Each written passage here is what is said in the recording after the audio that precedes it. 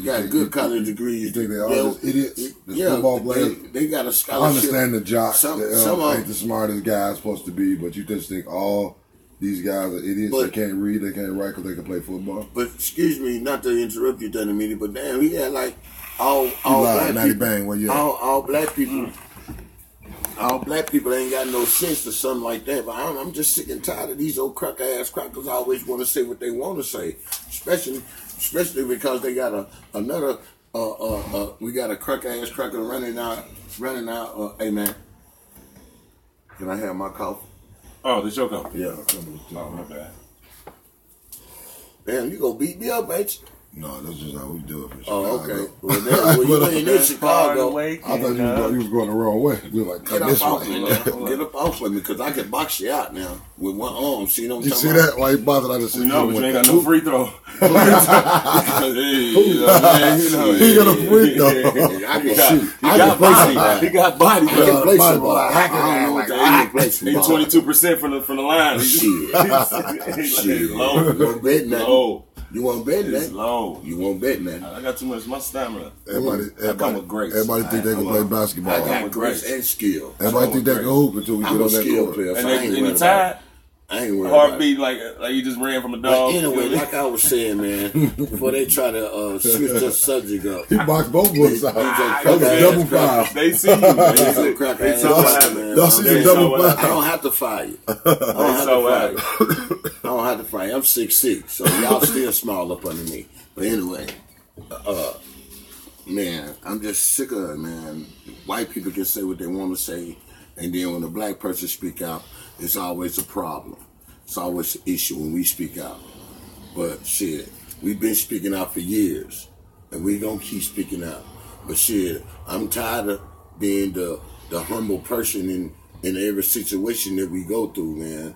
But we got to be humble because, you know, they still shooting and doing stuff to black people. But man, I'm telling you, listen to me, black people. If you're afraid to get out your car when the police tell you to get out your car, call 911. If you feel like you're a black person, you fear for your life just as well as they say they fear for their life, you can fear for your life when they pull up on you. Dial 911 on your phone. If they tell you to hang up the phone, they don't even hang up. Just lay it down on the seat because the conversation will be recorded. I'm pressing record, period. Okay. And if you got a cell phone, you call and hang up by accident, and you do it if you in pocket call, and they'll call you back. You'll see it on your phone. Because I have done it by accident. Not to prove a point, but I'm just telling y'all, man, start dialing 911 on these motherfuckers. Because you fear for your life just as well as they fear for their life. So shit, vice versa. Shit, protect yourself at all times like in a fight. It's a fight when you walk out your door. It's not guaranteed that you're going to walk back in your house. Then when you leave your house, like you woke up this morning. Just don't grab your phone when you acting with it. I'm just saying. Always you get shot. You know what I'm saying? You get that phone, you done. I'm just saying, when soon they pull you up, they get out your car, dial 911. Be smart about it. And that's why a lot of people, that's why they got their video cameras already running. 3-4 people in the car with their cameras already. Yeah, so just be smart about it. I'm just saying. These new kids up, they gotta wear helmets and ride their bikes and knee pads. Watch for the street lights. You gotta call the 911 when the police pull them over. Motherfuckers are soft as shit. I'm just saying, this is a new world we living in. But this is how they wanted it, though, man. You gotta wear a vest when you go swimming. They just threw us in the goddamn water. But that's why that. You gotta wear a helmet when you ride a bike. That's why all this is going on. That's why you see you gotta have attacking a phone blacks, when you leave the house. And you see the white dudes. They shooting up everything they can, all over the place. You know what I mean? Mm-hmm. All this is systematic, people. The ones out there listening, I know you know what's up. This is all systematic. It's all human, but it's all systematic too. That's the bad part about it. It's so much that mixes up and makes this equation. True enough. You couldn't break the numbers down. True enough. There's too many numbers that made the equation that we living in right now. Is too many numbers that got us to this point. Yeah. Too much. It's too much to explain. It's too much for somebody like, so why do you think it is like it is? Oh man, you got to go all the way back. Oh, they want to talk about slavery. Yes, I'm black too, nigga. I understand. Go back before slavery though, nigga. We talking before this shit. Yeah. This is a systematic plan. That's been, you know what I mean, been implemented. It ain't your plan. It ain't my plan. It's a higher being plan. That's why can't nobody explain it. These are the ones who stayed in power. The ones These who are the lived. ones who can't explain it. You know what I mean? And in those times, the ones who lived. That's who got to say what happened. The dead dude can't talk. No. The one who alive, even if he was scary and didn't kill nobody, he can make a story to sound like he killed the dragon. Yep. Right. It's the one who lived. So that's why I'm saying it's all systematic. That's why the blacks, that's why this shit going on with the white against black, the whole shit down south, and then the KKK want to stand up, and then, you know what I mean, the cops all on the blacks, and it's been cop and nigga relation horrible for a long time. I ain't never seen the cop relation between cops and not niggas. Maybe citizens. Mm-hmm. Yeah, the cops and citizens, they're good. They're good. You know that's the working blacks, the working whites, the ones who go downtown and they catching the bus and they going to work, and I understand. But the niggas, we never had a good relationship with them. Mm-hmm. We've always been their enemy. They proclaimed us their enemy. Go back down. When some of us have working jobs and we cool dudes, take care of kids and all that. But since he caught me with some weed, I'm the most horrible little boy he ever met. But it's all systematic. It's all planned. That's why the coach get away with saying, "Oh, my players is inmates, and they can." Of course, he can get away with that. Why? Look what the president. The president said, "I can grab a." Love your apartment and the stuff you own? That's why you should protect the things you care about most with Lemonade's Renters Insurance. Old insurance kinda sucks. We can just sell what the fuck we want. Let's check this out, my boy DL Hill, Vlad TV. You heard Jay-Z's new album? I haven't. 444? I haven't yet. No. You have? No, not yet. But I hear spectacular things about it. So a lot of the criticism was the holding money, like the money phone thing. And there was a strong push for generational wealth and multi-generational wealth. Sure. And so forth. And there's a certain level of pushback to that. Like a lot of rappers were like, "Fuck this, we're still gonna hold the money phone." And when I talk to people about investing money and long-term plans for money, very few people, like in terms of like my readers and so forth, very few people really get it. No. Well, how many people have institutional wealth? How many people have generational wealth? They don't. Most 1% of the population does. Right. I mean, like you yourself are in a position where your kids can continue to spend the money that you make in your lifetime. Yes.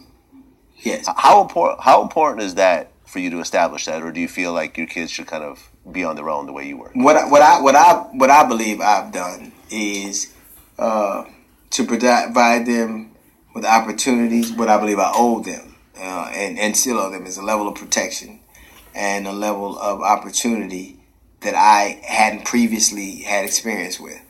But like now they got these millennials. Now, millennials are 20, 30 years old, the most educated generation that ever existed. I have 3 millennials living home with me. I pay for all of them to graduate from college. I pay for a wife to graduate from college. I got a GED, but I'm the only one working. So, I had motherfuckers graduate from USC and go back to their old room. So, you know what I'm saying? So, I think that it's a generational thing, but what I think I have instilled, I think they have a depth and a breadth and an acceptance and a kind of awareness of society that I don't and things that I don't. But I hope that I've given them, I hope that they'll never be poor. I hope that they'll never know what I've known. But in terms of being able to, a legacy where, I wouldn't do that no matter what, because I think that when I was growing up, I wouldn't let my kids eat lobster because I wanted them to be able to appreciate it. I would only buy them certain kind of cars because I want the first time they did it. I didn't want them to believe that they were entitled to it. I want them to have to reach for things. And so I think but even that's artificial. So I hope I've done it. I'll wait till the book come out to decide what I've done. Right. I mean, because there's always the balancing act between, what's really the difference between a trust fund and welfare. Right. It's kind of equivalent to it. It is. But trust funds are a lot better than welfare, let me tell you that. I mean, I never had a trust fund, but I have had welfare, and anything would be better than that. I'm just, we just lost it, At least he was honest. Yeah. I'd actually posted up the DMs. Dick Gregory actually wanted to do an interview with us, and we just couldn't manage to get it put together. Yeah, just learned about the passing. An incredible voice. Yeah. Did you guys know each other? Yeah. I think sometimes you do all that you were supposed to do, and you leave.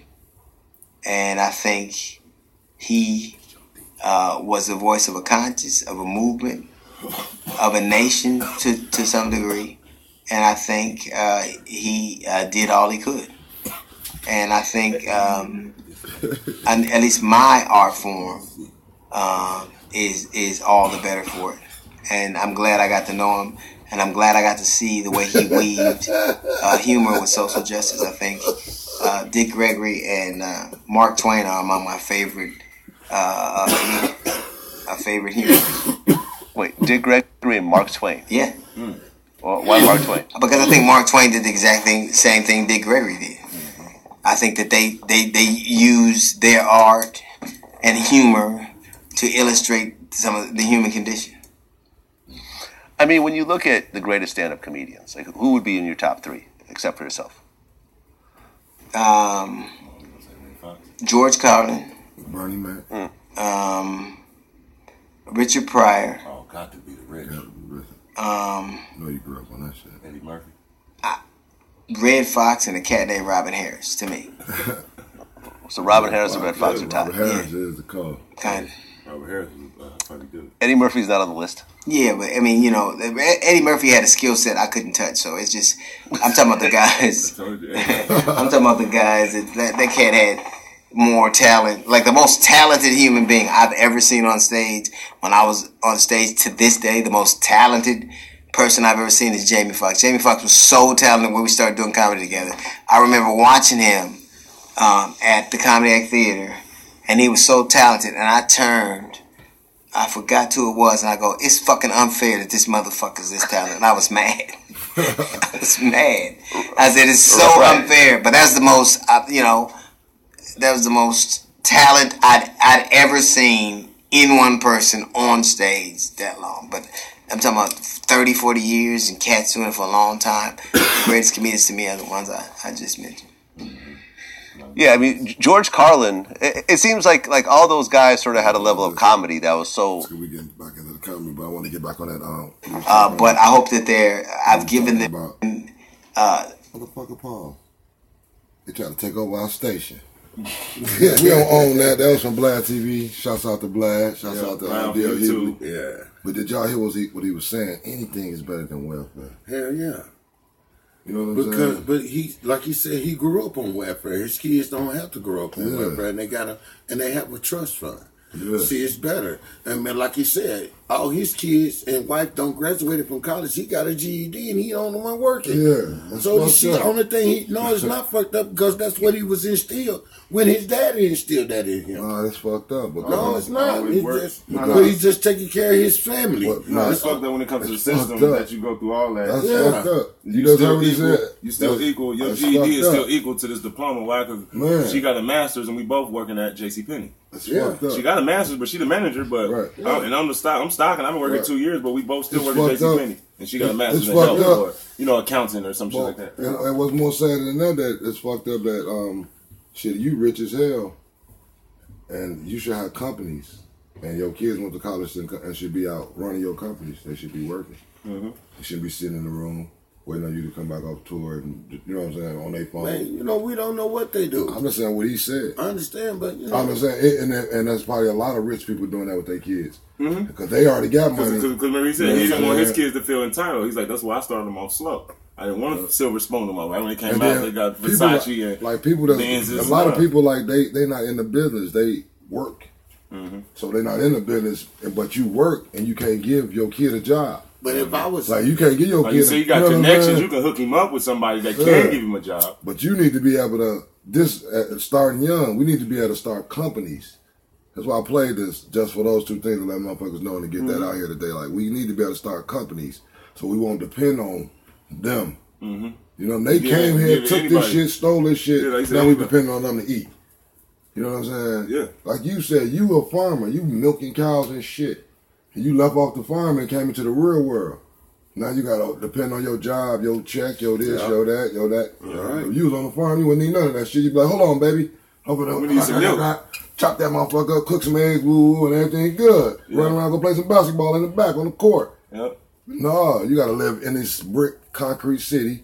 And if you ain't from this shit, it could be more hard than done on the motherfucker. Like, it is. I'm from Chicago, so this is all we know. Like, yeah, man, like you said, it's difficult. Like, we don't get the money from that supermarket, we gonna go take that shit. No, it's difficult. Straight up, bro. It's like you said. It's like I'm talking about 20 niggas are running that motherfucker. Y'all only gonna catch one of us. No security guard. And he gonna be looking at my sister with her big ass booty. But like you said, it's just the atmosphere. Well, we done walked out that motherfucker with packs of meat, all type of shit. Yeah, it's shit, just the atmosphere. Nigga, we done put all type of stuff. It's where demographic ain't hating on no sides. But like reason why I'm laughing because we did a stunt.